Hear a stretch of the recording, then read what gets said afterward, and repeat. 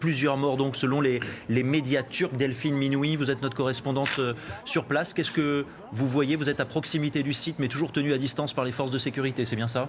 Je me trouve en effet à proximité du site. Il y a vraiment un périmètre de sécurité très très important qui a été installé. Des policiers très armés, des avions, des hélicoptères qui rasent le ciel très bas. C'est en effet un quartier touristique incontournable qui a été visé lors de cette explosion.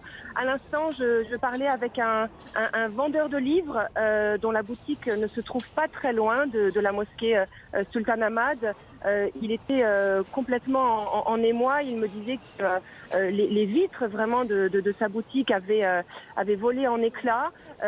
Il confirme ce qui a été dit dans les médias, c'est qu'il y a plusieurs corps inanimés qui jonchent sur le sol près de la mosquée Sultan Ahmad.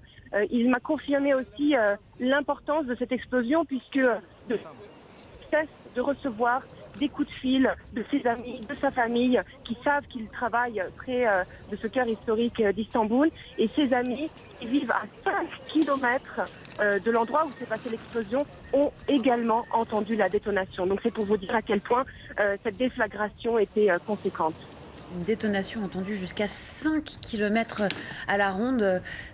Delphine, on voit sur les images qui nous parviennent en direct des médias turcs un important dispositif de sécurité. Vous nous avez parlé d'un périmètre important. On sent une grande tension qui règne chez les forces de l'ordre.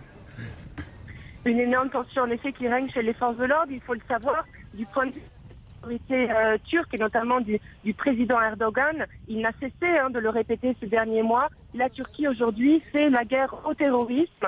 Et pour le président Erdogan, il y a deux formes de terrorisme. D'une part, les rebelles kurdes du PKK, avec qui l'armée bataille jour et nuit en ce moment dans la zone du pays, la zone sud-est, notamment la ville de Diyarbakır ou encore les villes de Silopi et Cizre, près de la frontière syrienne et de la frontière irakienne. Et d'autre part, autre forme de terrorisme, l'État islamique qui revendique de grandes portions du territoire en Syrie et en Irak, mais qui, ces derniers temps, a également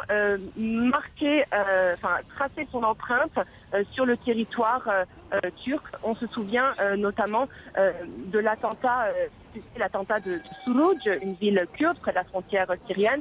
On se souvient aussi à l'automne du terrible attentat à Ankara qui semblerait porte la marque de Daesh.